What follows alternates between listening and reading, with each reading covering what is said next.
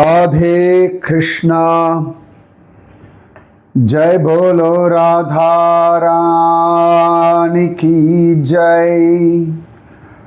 जय बोलो श्री कृष्ण कन्हैया लाल की जय।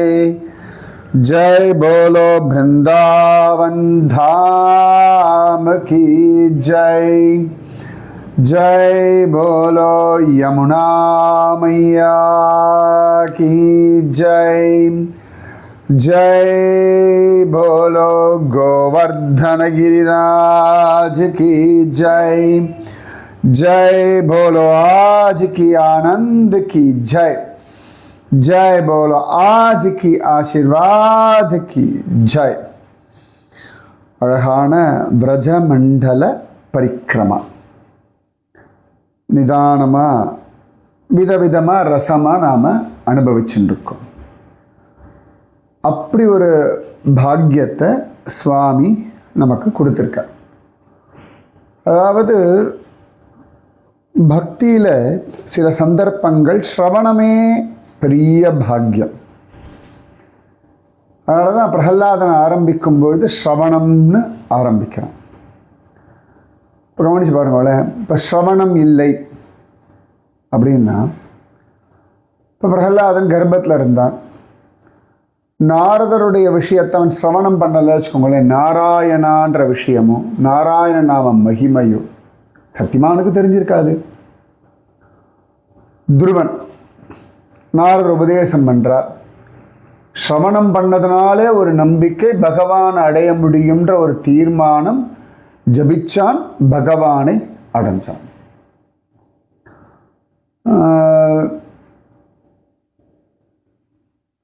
அஜாமிலன் யமதூதர்களை பார்த்துட்டான். ரைட், அவர்கள் பேசுறதை இவன் கேட்கல, எப்படி இருந்திருக்கும்? சரி, அதை விட்டுருவோம்.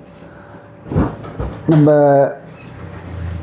விஷ்ணு தூதர்கள் பேசின சத் விஷயம் நாமஜப மகாத்மியம் கேட்டதனால அவன் புத்தியில் மாற்றம்.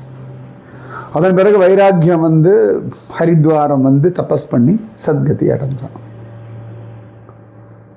ஸோ இந்த சிரவணம், இப்போ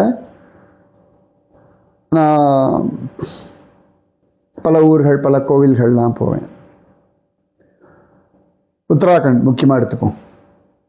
அங்கே போய் நிறைய அங்கெல்லாம் போயிட்டு வருவேன் இல்லையா. அப்போ அங்கேயா ஹோட்டலில் தங்கும்போது யாராவது பேசும்பொழுது நிறைய பேர் வந்து இதை பார்த்துருக்கலாம் அதை பார்த்துருக்கலாம். இப்போ எல்லாமே நான் பார்த்துருக்கேன். அப்புறமா நான் இப்போ இதெல்லாம் இங்கெல்லாம் இருக்குது, இதெல்லாம் கூட பார்த்துருக்கேன். இதெல்லாம் எங்கே இருக்குது எங்களுக்கு தெரியாது. அவள் உள்ளூர்காரா, அவள் இடத்துலேருந்து ஒரு 1.5 கிலோமீட்டர் இல்லை 1.5 மணி நேரம் ட்ராவல் பண்ணால் பார்த்துடலாம்.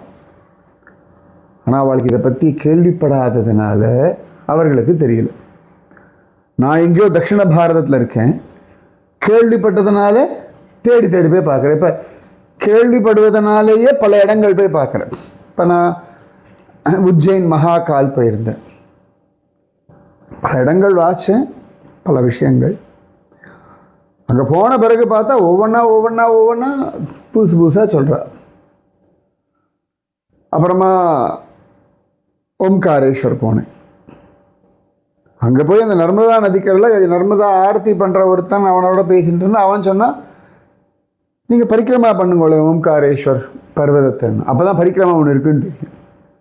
அப்படி போகும்போது தான் நர்மதா காவேரி சங்கமம் பல விஷயங்கள் பார்க்க முடிஞ்சது. அவன் சொன்னது எனக்கு விஷயம் தெரிஞ்சதுனால கேட்டதுனால இதெல்லாம் பார்க்க முடிஞ்சது. அதுக்கப்புறமா அடுத்த நாள் அங்கேருந்து இண்டோர் போகிற வழியில் மாகேஸ்வர் போனோம். ஒவ்வொன்றா கேட்க இந்த கோவில் இருக்க வசனம் இதை போய் பாருன்னா மாகேஸ்வரில் என்னெல்லாம் பார்க்கணும். அங்கேருந்து ஒரு பூஜாரியை கேட்டேன். அப்புறம் அந்த போட்காரனை கேட்டேன். அந்த பூஜாரி எல்லாம் சொன்னால் நீங்கள் சகசிரதாரா போய் பாருங்கோ, நர்மதாவுடைய பல கிளைகளாக அவள் பிரிவா. இந்த போட்கார பையன் சொன்னால் இதான் பானேஸ்வர், இது பாருங்க. போட்கார பையன் சின்ன பையன். நான் சொன்னே அந்த கோயில் அழகாக இருக்கேடா, நடுவில் அது என்ன கோயில், வண்டி எடுத்துன்னு போக முடியுமா, போகலாமா, முடியுமா? சாப் ஓ பானேஸ்வர். ஏடா அதுனா அது பானேஸ்வரன். அதுக்கப்புறம் கூகுள் சர்ச் பண்ணி அதுக்கப்புறம் டெய்லி நடந்தேன். இது மாதிரிலாம் நடந்திருக்கான். ஓ அப்படி தானே அந்த கோவில், அவன் பானேஸ்வரன் தெரிஞ்சிருக்கு. அங்கே பானாசுரன் தபஸ் பண்ணா, பூஜை பண்ணா, அதுக்கப்புறம் தான் பானலிங்கம்ன்றதெல்லாம் நான் சொல்லி வந்துருக்கேன். அப்போ ஒரு போட்காரன் மூலமாக எனக்கு ஒரு பானேஸ்வரர் விஷயத்தை பகவான் காட்டி கொடுத்தான். அதே மாதிரி அந்த கோவிலில் ஒரு பூஜாரி ரொம்ப சாதாரணமாக இருந்தார், பெரிய வேத வித்வான்லாம் கிடையாது. அவர் முக்கியமான சந்நிதியில் இல்லை. அவரை கேட்டபொழுது அந்த கார்த்திகை வீரியார்ஜுன கதையெல்லாம் சொன்னார். அப்போ பரசுராமர் தான் கையெல்லாம் வெட்டினார். ஓகே, அப்போ நான் அவர்கிட்ட கேட்டேன், இந்த மாதிரி அப்போ ஜமதக்னியுடைய ஆசிரமம் இங்கே பக்கத்தில் இருக்கா? இருக்க, இங்கே இந்தோர் போகிற வழியில் தான் இருக்குது. அந்த இடத்துக்கு பேர் ஜானாபாவ் அப்படின்னு, அது கேள்விப்படாத பேர். புராணங்களில் எங்கே நான் ஜானாபாவ் படிச்சிருக்கேன். பரசுராமர்னா உடனே கேரளம், அந்த இடம் தான் கொங்கண தேசத்திலிருந்து கேரளம் வரைக்கும் பரசுராம க்ஷேத்திரம். பரசுராமர் கோபிஷ்டர். பரசுராமர் 21 தலைமுறை அழித்தார். ராம இடத்துல அடங்கினார். பீஷ்மரோட சண்டை. சில விஷயங்கள் தான் நமக்கு பரசுராமரை பற்றி தெரியும். ஆனால் அவருடைய ஜென்மஸ்தலம் அங்கே அந்த சிரவணம் பண்ணதுனால அதன் பிறகு தேடி, அப்புறம் அவர் என்ன இடம் சொல்கிறாருன்னு சொல்லிவிட்டு அந்த டிரைவருக்கு கேட்க சொல்லி, அதுக்கப்புறம் கூகுளில் போட்டு காமிச்சா இதுதான் சொல்லி, அதுக்கப்புறம் அந்த மெயின் கோவில் இருக்க பூஜாரிக்கிட்டே திருப்பி வேறு தானே இருக்காங்க, அவர் திரும்பி சொன்னால் பரசுராமருடைய அவதார ஸ்தலம் இருக்குது, போய் பாருங்க. இப்போ ஒருவேளை அவள் சொல்கிறத நான் கேட்கவே இல்லை. அப்போ எனக்கு பரசுராமருடைய அவதார ஸ்தலம் இந்த ஜானாபாவுன்றது கிடச்சிருக்கலாம். இன்னும் எத்தனை வருஷம் கழிச்சு கிடையாது. அன்னைக்கு கேட்டதுனால, அன்னைக்கு எதிர்ச்சியாக கேட்டதுனால பகவான் அவ்வளோ அழகாக என்னை கொண்டு போய் பார்க்க வச்சுட்டான். பஸ்ரவணம். சில விஷயங்கள் அன்னைக்கு கேட்போம், அன்றைக்கே பார்த்துருவோம்.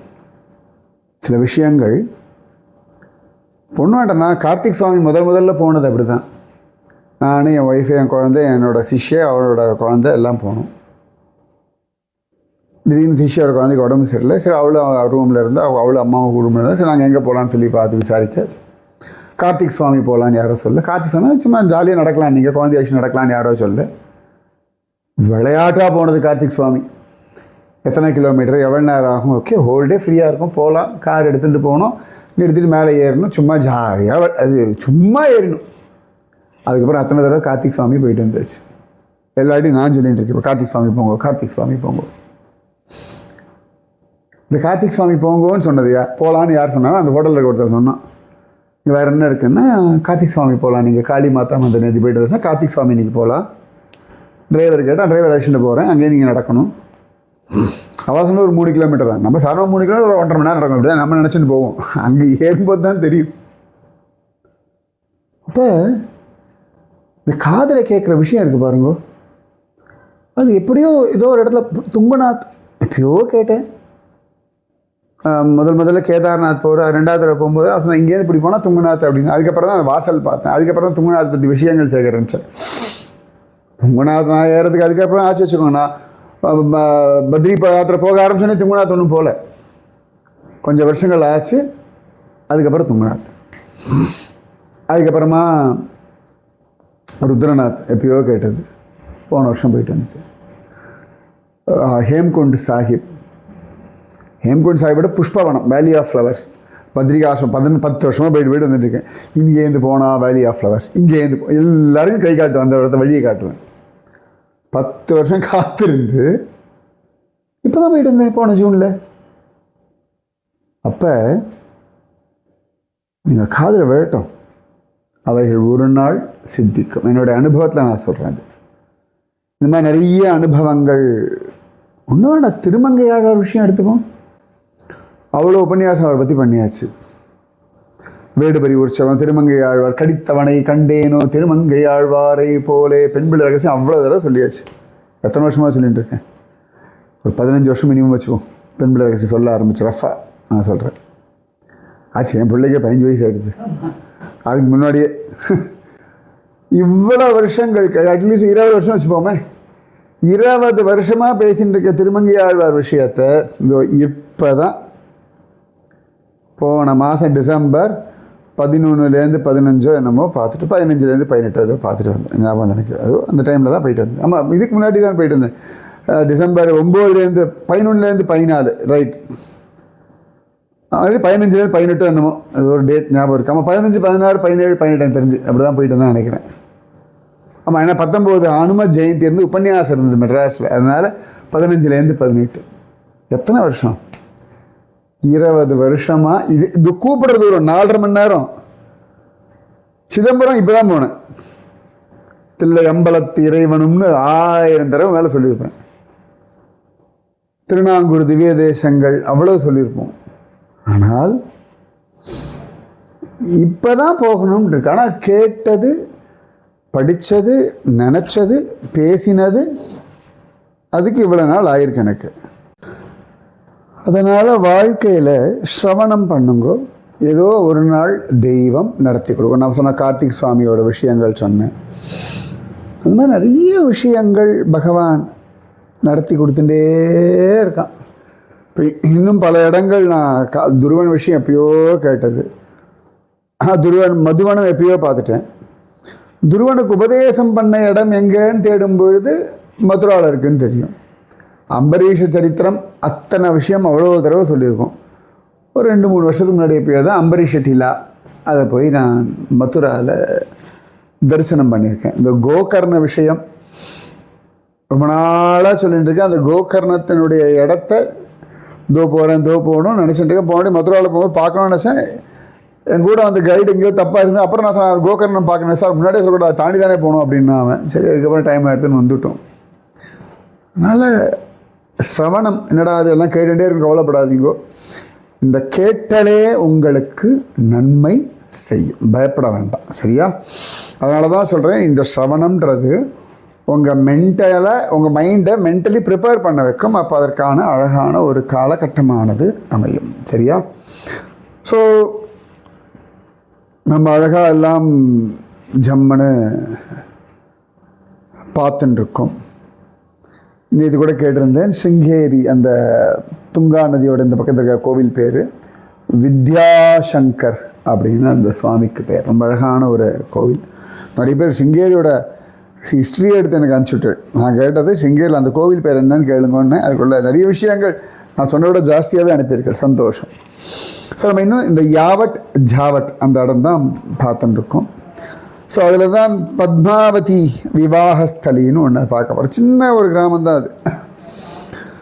அதில் வந்து பத்மாவதி அப்படின்றவள் சந்திராவளியினுடைய க்ளோஸ் ஃப்ரெண்ட். இந்த சந்திராவளி வந்து ராதாராணியோட கசின். எப்பொழுதுமே ராதாராணியோட அவளுக்கு ஒரு போட்டி உண்டு. ஸோ ராதாராணி ஒரு சந்தர்ப்பத்தில் இந்த பத்மாவதி அவளுடைய ஆசை தெரியுன்னா, அந்த கோபிகைகள்லேயே பலவிதம் உண்டு. அதாவது ராதையும் கண்ணகிருஷ்ணனையும் தானும் அனுபவிக்கணும். அதுக்கப்புறமா ராதையும் அனுபவிக்கிறதுல பிராதானியமாக 2 பேருக்கு ஈக்குவல் இம்பார்ட்டன்ஸ் கொடுக்குறவா. இதில் ஒரு சில கோபிகள் உண்டு, ராதாராணி மட்டும்தான் எக்ஸ்க்ளூசிவ். இந்த ஸ்ரீரங்கத்தில் தாயாருக்கு ஏற்றன்ற மாதிரியே தான் அவள் அந்த மாதிரி ஒருத்தி இந்த பத்மாவதி. ஒரு நாள் பத்மாவதி இப்படி வர வச்சு உட்கார வச்சு கிருஷ்ணனோட உட்கார வச்சு அவளுக்கு தெரியாமலேயே அந்த அவளோட 2 பேர் வஸ்திரத்தையும் முடிச்சு போட்டு அதுக்கப்புறம் ஆசீர்வாதம் பண்ணி எல்லாம் புஷ்பங்கள் தூவும்போது தான் பத்மாவதிக்கே தெரியறது இந்த மாதிரி நடந்திருக்கு அப்படின்னு சொல்லி. ஸோ இந்த பத்மாவதி சந்திராவளியினுடைய க்ளோஸ் ஃப்ரெண்ட், அவ்வளோதான். நம்ம திருப்பதி பத்மாவதி அது இதெல்லாம் சம்மந்தம் இல்லை, இதுவள் வேறு பத்மாவதி. ஸோ இது நடந்த இடம் இருக்குது பத்மாவதி விவாகஸ்தலி. இது எல்லாமே இந்த ஜாவட் கிராமத்துக்குள்ளே இருக்கக்கூடிய விஷயங்கள். அதுக்கு அடுத்தது பாணிஹாரி குண்டா அப்படின்னு பேர். பாணினா குடிக்கிற குடிக்கிற தண்ணியை எடுக்கிற ஒரு குளம், அவ்வளோதான். கோபிகைகள் வந்து குடி தண்ணீரை எடுக்கக்கூடிய ஒரு குளம் இந்த பாணிஹாரி குண்டா. அடுத்தது பிபன குண்டான்னு பேர். பிபன் அப்படின்னா குடிக்கிறது. எல்லாமே இன்றைக்கி வந்து பல விஷயங்கள் வந்து சம்ஸ்கிருதத்துடைய கலோக்கியல் டேர்ம்ஸ். பிபத பாகவதம் அப்படின்னு இல்லையா, அது மாதிரி ஹிந்தியில் அது மாதிரி பிபன குண்டான்னு பேர். அதாவது இந்த இடத்துல ஒரு சந்தர்ப்பத்தில் ராதாராணி அவ்வளோ அழகாக தண்ணி குடிக்கிறா. கண்ணனும் தாகமாக இருக்குன்னு ராதாராணி கிண்டலாக கேட்க, ராதாராணியினுடைய வாயிலிருந்து அவளுடைய அதராமிருதமாக கண்ணன் தண்ணீர் குடித்த இடம் இந்த பிபன குண்டா. அடுத்தது முக்த குண்டம். எவ்வளோ குளங்கள் இருக்குது பாருங்கள், எல்லாம் குட்டி குட்டி குட்டி குட்டி குளங்கள். இன்றைக்கெல்லாம் ஒன்றா சேர்ந்துருக்கும், சில இதெல்லாம் மறைஞ்சு போயிருக்கும். முக்த குண்டா இதெல்லாமே அந்த பக்த ரத்னாகரம் இதெல்லாம் சொல்கிறோம் இல்லையா, அந்த கிரந்தங்களில் இருக்கக்கூடிய விஷயங்கள். முக்த குண்டா, இந்த குளத்தின் கரையில் ராதாராணிக்கு கோபிகைகள் முத்தாலான அலங்காரங்கள் பண்ண இடம். முக்த குண்டான்னு பேர்.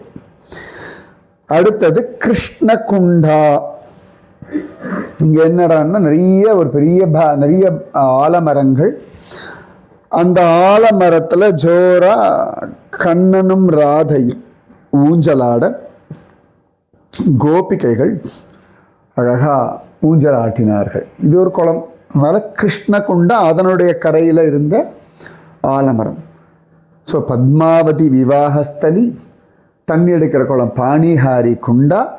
ராதாரானுடைய அதராமிருதம் வழியாக கண்ணன் தண்ணீர் குடிச்ச இடம் பிபன குண்டா. அதுக்கப்புறம் ராதாராணிக்கு கோபிகைகள் முத்தாலே அலங்காரம் பண்ண இடம் முக்த குண்டா. அதுக்கப்புறம் நல்ல ஆலமரங்கள் அந்த குளத்தங்கரையில் அதில் ராதையும் கிருஷ்ணனும் ஊஞ்சலாடினார்கள். அதுக்கு பேர் கிருஷ்ண குண்டா அப்படின்னு பேர். அடுத்தது லாட்லி குண்டா அப்படின்னு பேர். லாட்லின்னா சின்ன பொண்ணுன்னு அர்த்தம், லாலின்னு சொல்லுவாள். லாலா லாலி, ஸோ அது லாட்லி லாலி அப்படின்னு சொல்லுவாள். ஸோ இந்த இடத்துல என்ன அப்படின்னா ராயும் காணும் அப்பப்போ சந்திச்சுப்பார்கள். ராய் காணும். ராய் அப்படின்றது ராதா. அன்றைக்கே நான் இந்த ராயின்னு ஒரு கிராமத்தோட பெயர் சொன்னேன். ராய்னா ராதான்னு அர்த்தம். காணு கண்ணா காணா ஹே காணு. நான் செல்ல பேர் சுருங்கும் இல்லையா.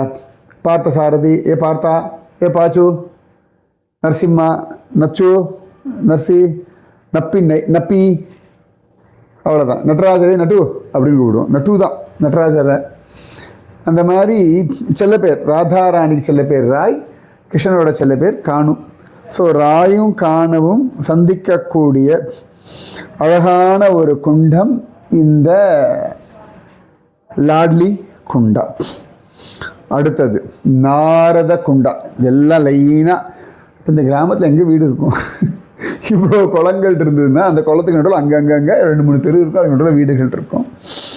அது இன்றைக்கி சின்ன கிராமம் தான் அது. கூகுள் மேப்பில் பார்த்தாலே அவ்வளோ குளங்கள், ஒரு 4-5 குளங்கள் இருக்குது இன்றைக்கி. அது நடுவில் இருக்கக்கூடிய கொஞ்சம் இடத்துல அவ்வளோ தெருக்கள். கிராமங்கள் தானே, பக்கத்தில் அப்படியே இருப்பாள். அடுத்தது நாரத குண்டம்னு ஒன்று. நாரத குண்டம். இந்த இடத்துல குளித்தாலே நமக்கான எல்லா ஆசைகளும் பூர்த்தியாகும் அப்படின்னு. எல்லா குண்டங்களும் இன்றைக்கி குளிக்கிற நிலைமையிலலாம் கேரண்டியாக இல்லை. அந்த ஊருக்காரவனா குளிப்பா, மற்றவாள்லாம் புரோக்ஷணம் பண்ணிட்டு தான் வருவாள். சில விஷயங்கள்லாம் அங்கே இருக்கிறவாளுக்கு தான் பழக்கம் வரும், நமக்கு பழக்க முடியாது. இப்போ ஹரித்வார் கங்கையில் போயிட்டு யாராக போகிறோம் வச்சுக்கோங்க, ஹரித்வார் ரிஷிகேஷில் போய் ஒரு ஸ்நானம் பண்ணுவாள். கங்கையில் குளிச்சு விட்டேன் ஹரித்வாரில் ரிஷிகேஷ். நான் இந்த யாத்திரைக்கு அழிச்சுட்டு போகும்போது 2 நாள்லாம் கூட நாங்கள் ரிஷிகேஷ் இருந்துருவோம். 2 நாள்லாம் போய் எல்லோரும்லாம் 2 வேலையெல்லாம் கங்கா ஸ்நானம்லாம் பண்ணது. ஒரு தடவை பண்ணியாச்சு போதுங்க. நான் கூட கேட்பேன் சமயத்தில், இப்போ நாளைக்கு இல்லை பரவாயில்ல குருஜி, இது நல்லா குளிச்சாச்சு. எனக்கு குளிரும் ஒன்று. 2வது குளிச்சுட்டு ஈரத்தோடு ஹோட்டலுக்கு வந்து மாற்றணும், அந்த இடத்துல வஸ்திரங்கள் மாற்றுற சிரமங்கள் நிறைய இருக்குது. அதனால் ஆனால் அதே ஊரில் இருக்கவா, அந்த ஊர்லேயே இருக்க பசங்க இந்த ஆரத்தி விடுவா. அந்த சமயத்தில் பார்க்கணும், 1 மணி நேரம் 2 மணி நேரம் அந்த கங்கையில் எப்படி தான் ஊருங்களோ தெரியாது. எல்லாம் சின்ன சின்ன பசங்க எல்லாம். நான் 3வது 4வது 5வது படிக்கிற மாதிரி இருக்கும். வெறும் ட்ரா ஏரியா ஜெட்டியோ போட்டு அதுகள் பாட்டுக்கு அந்த குளிரில் அதுங்கள் அப்படியே ஊறும். குளிர் தான் தெரியும் நமக்கு, ஆனாலும் அதுங்கள் பாட்டு கிடக்குவதில்லை. அந்த மாதிரி இந்த நாரத குண்டம். இந்த இடத்துல ஒரு விசேஷம் என்னென்னா, ராதாராணிக்கு துர்வாசர் ஒரு ஆசீர்வாதம் பண்ண இடம்னு சொல்கிறார். என்னென்னா, ராதாராணி அவ்வளவு தூரம் ஸ்ரத்தையோடு துர்வாசர் கைங்கரியம் பண்ணோன்னே துர்வாசர் சொன்னாராம், குழந்தை நீ பண்ணுற சமையல் சாப்பாடு அமிர்தம் போல் இருக்கும். நீ யாருக்காக சமைக்கிறையோ, யார் உன்னுடைய நீ பண்ணுற சமையலை சாப்பிட்றாளோ அவளுக்கு வியாதின்னு வரவே வராது. ராதாராணி சமையலில் யார் கிருஷ்ணன் மட்டும் தான் கிடைக்கும், யாருக்கு கிடைக்க போகிறது. அதனாலேயே யசோதா அப்பப்ப சமயத்தில் உடம்பு முடியல குளிரது தான் சொல்லுவானோ, ஒன்று ராதாராணியை கூப்பிட்டு சமைக்க சொல்லு அப்படின்னு சொல்லி, ஃப்ரெண்டு தானே வா, நந்தகோபுரம் விஷபானுதேவரும் கீர்த்தி ராணியும் நம்ம யசோதா அம்மாவும். அதனால் அப்பப்போ ராதாராணி வந்து அழகாக சமைச்சு கொடுப்பா. ஸோ அவ்வளவு சிரேஷ்டம் இந்த நாரத குண்டம். பேர் நாரத குண்டம். ஏன் நாரத குண்டம்னு பேர் தெரியல. நாரதர் விளங்க தபஸ் பண்ணிருக்கலாம், நாமஜபம் பண்ணிருக்கலாம். அவர் தான் எங்கே சுற்றி தானே இருந்தார். எல்லா பேர் கூட அவர், எல்லா குண்டத்துக்கு கூட அவர் பேர் இருக்கலாம். எல்லா குண்டத்தையும் அவர் குளிச்சிருப்பார், எல்லா இடத்தையும் ஜபிச்சிருப்பார். இந்த குளத்தங்களில் நின்றுண்டு ராதாராணி தன் ஃப்ரெண்ட்ஸோட கண்ணன் மாடுகள் மேய்க்க போகிறத அப்படி வேடிக்கை பார்ப்பாள் அப்படின்னு காண கிடைக்கிறது. ஸோ இப்படி பலவிதமான குண்டங்கள் இந்த ஜாவட்டில் இருக்குது. மீதி விஷயம் நாளைக்கு. ராதே கிருஷ்ணா, ராதே கிருஷ்ணா, கிருஷ்ணா ராதே, ராதே கிருஷ்ணா, கிருஷ்ணா ராதே, ராதே கிருஷ்ணா, கிருஷ்ணா ராதே, ராதே கிருஷ்ணா, கிருஷ்ணா ராதே. जय बोलो राधा रानी की जय, जय बोलो श्री कृष्ण कन्हैया लाल की जय, जय बोलो वृंदावन धाम की जय, जय बोलो यमुना मैया की जय, जय बोलो गोवर्धन गिरिराज की जय, जय बोलो आज की आनंद की जय, जय बोलो आज की आशीर्वाद की जय. राधे कृष्णा.